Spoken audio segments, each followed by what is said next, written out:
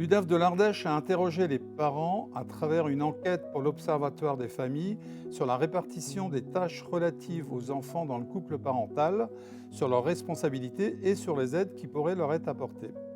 Est-il en Ardèche plus enviable d'être parent qu'ailleurs en France ? Nous allons écouter Claire, Marianne, Rachel, Clara et Paul qui vont nous présenter une certaine réalité de la parentalité en Ardèche. Qu'est-ce qu'être parent, Claire ? Une fierté, une richesse, tout autant qu'une charge qui demande du temps. Les couples qui s'aiment en rêvent et sont prêts à se lancer dans une aventure qui dure toute la vie, avec ses joies et ses difficultés. Justement, Marianne, réalité versus rêve, que nous disent les familles ardéchoises ? Rêve et réalité ne sont pas si éloignés. Les familles ardéchoises ont à cœur de faire au mieux pour être de bons parents, même si certains se sentent parfois dépassés par les responsabilités parentales et les difficultés de la vie quotidienne.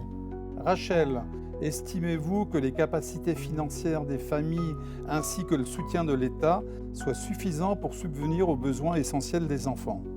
En Ardèche, 18% des familles indiquent qu'elles ne peuvent pas répondre aux besoins essentiels de leurs enfants, comme l'alimentation et la santé. De même, 65% contre 43% au niveau national ne sont pas en mesure de financer leurs études. Cela s'explique par leur revenu moyen, qui est l'un des plus bas de France. D'autre part, la situation géographique du département rend les déplacements plus difficiles et plus onéreux. 55% estiment que l'aide de l'État est insuffisante. Comment se répartissent les tâches dans le couple parental ? Clara, de quelle égalité parle-t-on ?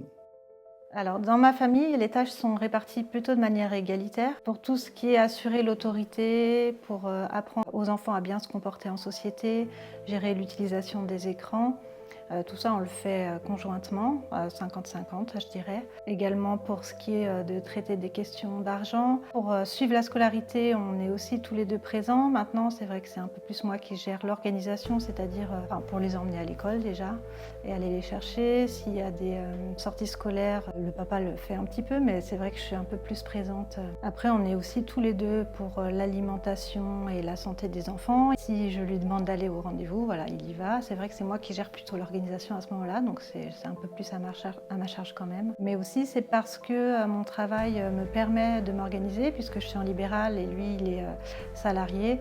Et du coup, je gère mon emploi du temps un peu plus facilement pour gérer les relations avec les autres enfants et exprimer l'affection aux enfants aussi. C'est vrai que je suis un peu plus présente, même si le papa le fait quand même, et si je suis absente, il prend le relais. C'est un choix de ma part aussi d'être un peu plus présente pour les enfants et de profiter d'eux tant qu'ils sont petits. La répartition n'est pas forcément égale, mais en tout cas, elle est équitable.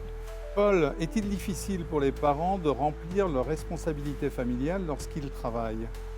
Avec l'Observatoire de la famille, l'UDAF de l'Ardèche a constaté que 77% des familles ont rencontré des difficultés pour assumer pleinement leurs responsabilités de parents, ceci en raison du temps passé sur leur lieu de travail. 36% d'entre elles ont même été en difficulté plusieurs fois par mois. C'est ainsi que l'UDAF de l'Ardèche interpelle les partenaires, les employeurs et les élus sur la recherche d'un meilleur équilibre entre vie professionnelle et vie familiale, en facilitant l'aménagement des horaires de travail de l'un des deux parents, en renforçant les congés parentaux, comme en développant et en facilitant l'accès à des modes de garde adaptés.